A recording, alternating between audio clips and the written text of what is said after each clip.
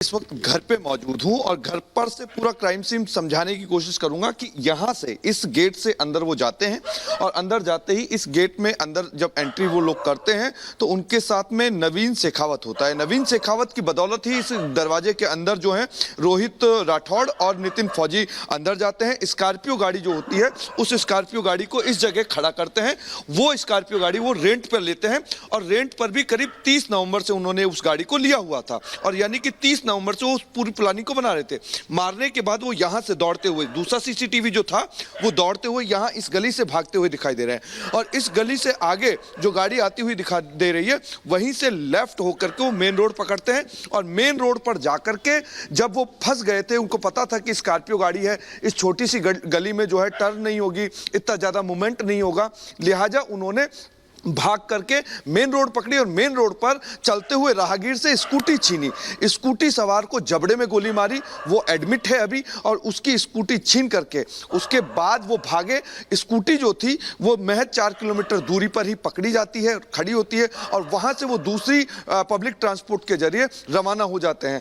अब कहाँ उनकी लोकेशन आई है ये कोई जानकारी नहीं है, लेकिन इंपॉर्टेंट सवाल ये है, सवाल खड़े होते हैं सुरक्षा पर, सवाल खड़े होते हैं पुलिस पर, क्योंकि ये इलाका जो है वो इलाका कहा जाता है, क्योंकि 3 किलोमीटर दूर महज सिविल लाइंस इलाका है जहां पर तमाम राजनेताओं के घर हैं, जहां से सत्ता और सरकार जो है वो चलती है, सिस्टम चलता है, वहां आसपास लोगों के मकानात हैं। यहां इस इलाके में 500 मीटर की बात करूं तो इस घर के महज 500 मीटर के आसपास के इलाके में बहुत सारे ऐसे लोगों के घर हैं। सवाल है, इस हत्याकांड के बाद कैसे सुनियोजित तरीके से इस हत्याकांड को अंजाम दिया जाता है और अभी तक आरोपी फरार। एक बड़ी खबर इस बीच अपने दर्शकों को बताएंगे। दरअसल विवादित बयान पर सेंथिल कुमार की प्रतिक्रिया आई है। विवादित बोल पर माफी मांगने से इनकार कर दिया है और ये कहा है ये कोई विवादास्पद बयान नहीं था, अगली बार अन्य शब्दों का प्रयोग करूंगा।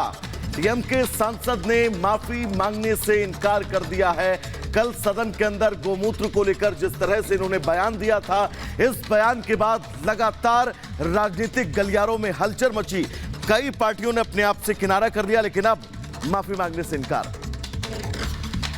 तो सनातन के अपमान का क्या असर पड़ा है, अभी सबक नहीं लिया है। 3 राज्यों में मिली करारी हार को विपक्षी महागठबंधन अभी पचा नहीं पा रहा है। विपक्ष के नेता उत्तर दक्षिण बांटने में जुट गए हैं, जनता का अपमान कर रहे हैं। इंडिया गठबंधन की सहयोगी डीएमके के सांसद तो एक कदम और आगे निकल गए। संसद में डीएमके के सांसद ने ऐसा बयान दे दिया कि अब 2024 से पहले विपक्षी गठबंधन नई मुसीबत में फंस गया है।